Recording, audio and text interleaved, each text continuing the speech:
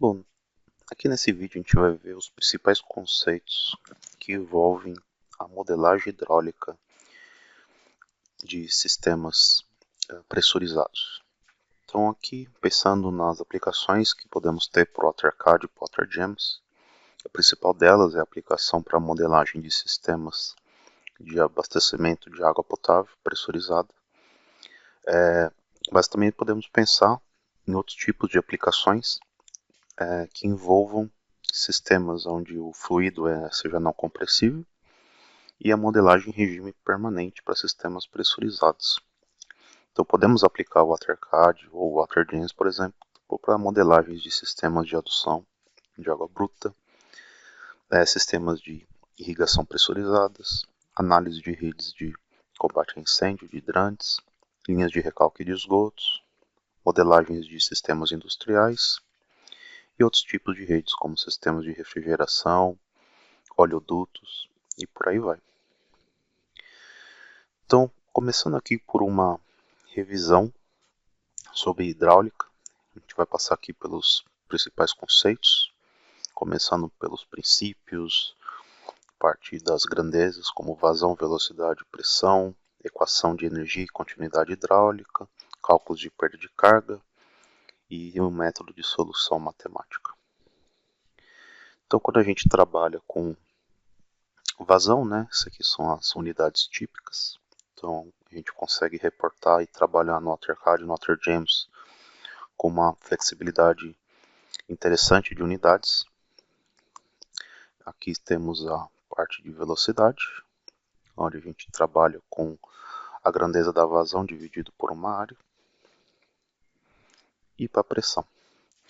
Então, para pressão é interessante a gente sempre trabalhar com as unidades que a gente tem facilidade, Então, é mais comum trabalharmos com a medida em metro de coluna d'água, que é em relação à pressão. A gente pode também trabalhar com outras unidades, como quilopascal, PSI, bar. Então, tudo depende do tipo de modelagem que você faz. Então, com relação à pressão, é discutir um conceito importante da pressão, que a pressão é uma força sobre uma área. Então, aqui a gente tem uma situação onde a gente consegue ver duas colunas de água com 10 metros de altura e qual que é a força que atua sobre a base. Então, não importa o diâmetro da coluna, a pressão vai ser a mesma, vai ser, no caso aqui, 10 metros de coluna de água. Então, quando a gente trabalha com pressão, a gente tem que ter esse conceito em mente, que a pressão é uma força dividida pela área. Quando a gente está trabalhando com a modelagem, na hora que a gente faz o cálculo, o software vai buscar o cálculo hidráulico e também uma convergência. Então a gente vai trabalhar com equações de perda de carga e também equações de balanço hidráulico. E nessas equações sempre visam, primeiro, garantir a questão da continuidade de volume. Então quando a gente tem a conservação de massa, que seria dito por essa equação aqui, então todas as somatórias das vazões no sistema que entram tem que ser igual às vazões que saem. Então se a gente voltar aqui para esta equação, a gente consegue aplicar essa mesma teoria da conservação de massa quando o sistema tem, por exemplo, uma reservação interna, que é o caso da maioria dos sistemas, da maioria dos modelos de sistemas de água que possuem tanques ou reservatórios no meio deles. Então, sempre na base da equação da continuidade, a vazão líquida, que seria a somatória de todas as demandas menos o volume produzido. Então, se você tem um modelo, um sistema, onde há um ponto de produção de água, que seja uma estação de tratamento de água, ou uma captação, que seja, e você tem lá um sistema, a sua rede, e no meio dela tem lá um reservatório de jusante. Então, se você tem lá uma produção de 100 litros por segundo e seu sistema consome 80, esses 20 vai para o reservatório, pensando na obediência desta equação de continuidade e balanço de massa, ou conservação de massa. Quando a gente começa a ver os resultados do modelo hidráulico, a gente tem como algumas terminologias, né? Primeiro, a visualização do gradiente hidráulico, ou linha manométrica, que é representado pelo Hydraulic Grade Line. Em algumas bibliografias é representado como HGL.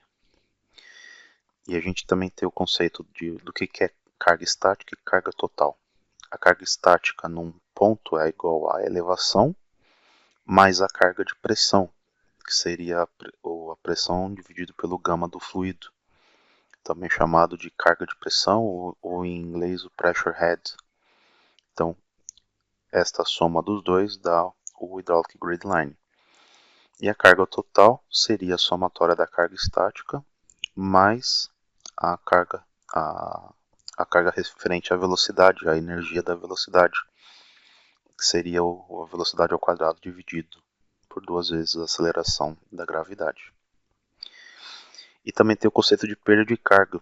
Então, uma perda de carga num trecho de sistema é igual a diferença de carga no nó de início e no nó de fim.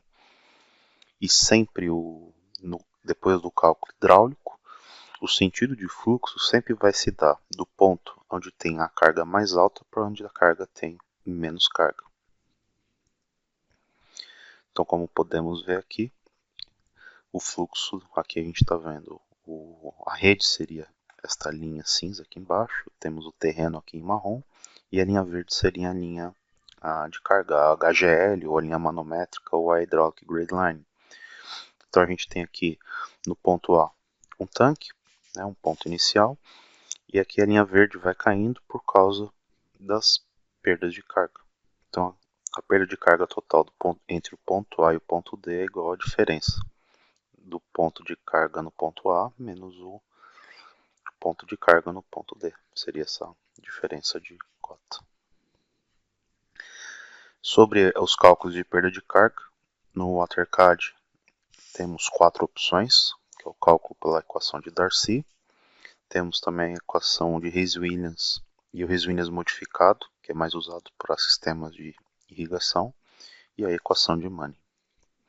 Quando trabalhado com Darcy, é requerido que a gente entre com a propriedade do material, no caso seria um coeficiente H, onde a gente precisaria retirar, desculpa, coeficiente H não, seria o coeficiente F para calcular a perda de carga, que é o H, e o coeficiente de fricção para a equação seria tirado pelo diagrama de Moody, onde através de informações referente ao material, a gente pegaria esse ábaco, esse gráfico do Moody, o diagrama de Moody, e pegaria o fator F para o cálculo da perda de carga. É mais conhecido para sistemas pressurizados de abastecimento de água o uso da equação de Rees-Williams, onde é requerido o coeficiente C.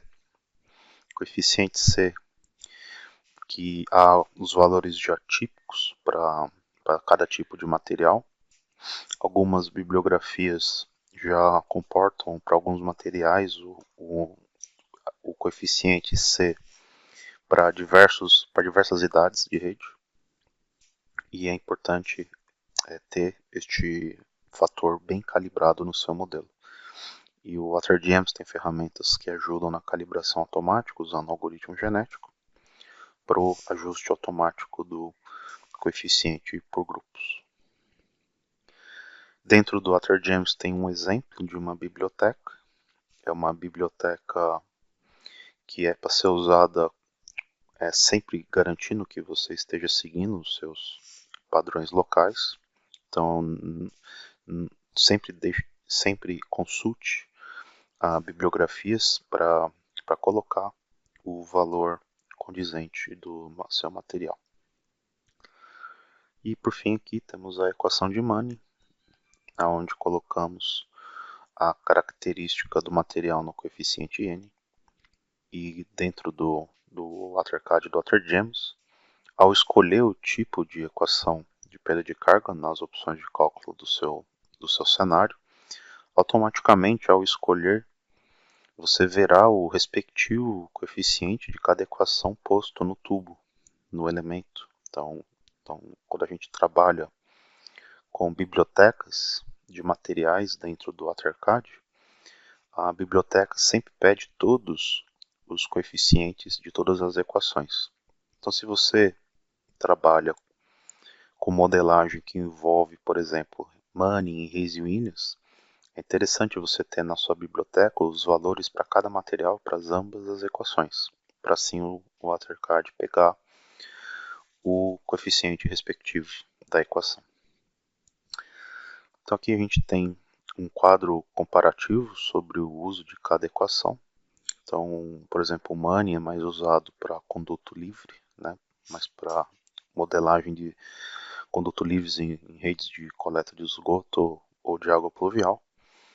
O Manning, ele assim como o Reis-Williams, é usado mais para água, e o Darcy é mais usado para óleos. Então, se você trabalha com óleo, você pode modelar oleoduto pressurizado no AutoCAD ou no AutoGEMS também. Aí a equação de Darcy costuma ser a indicada para esses casos.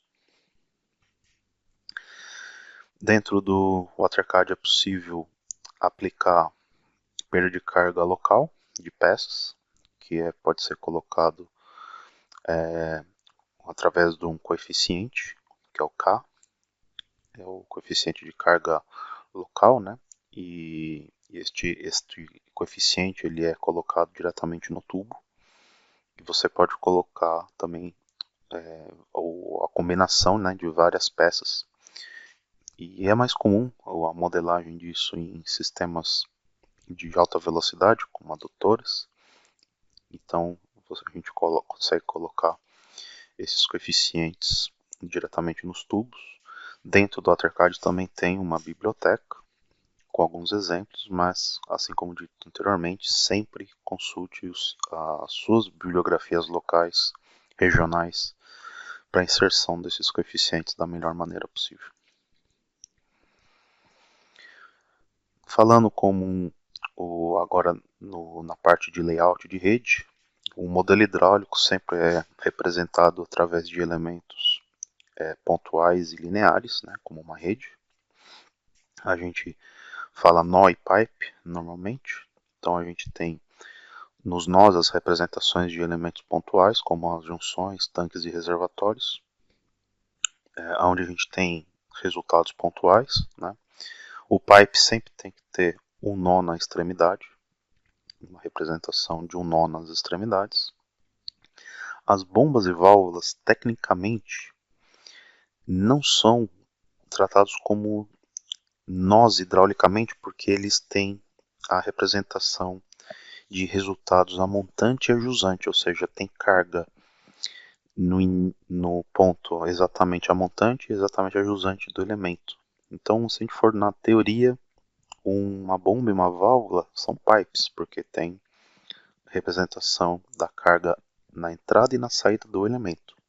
Mas na modelagem no AutoCAD e no AutoGEMS, bombas e válvulas são nós. Só que na matemática tem sempre esse cálculo de montante e jusante. Então, quando a gente tem esses elementos, na hora de desenhar a rede são nós, e na hora de ver os resultados a gente tem o relatório de resultados, sempre tratando o resultado para montante do elemento e jusante do elemento após a perda de carga, ou no caso de bomba, no ganho de carga. Isso aqui é o método matemático do cálculo, quando a gente está fazendo o cálculo em estado estável. Seria uma rodada do cálculo matemático para convergência, um cálculo iterativo, como a gente pode ver. Então, primeiramente, a gente tem a entrada de dados. Aí o cálculo iterativo, que é o método dos gradientes, vai aplicar lá a equação de perda de carga, e sempre pensando na conservação de massa, e vai verificar se o balanço converge ou não.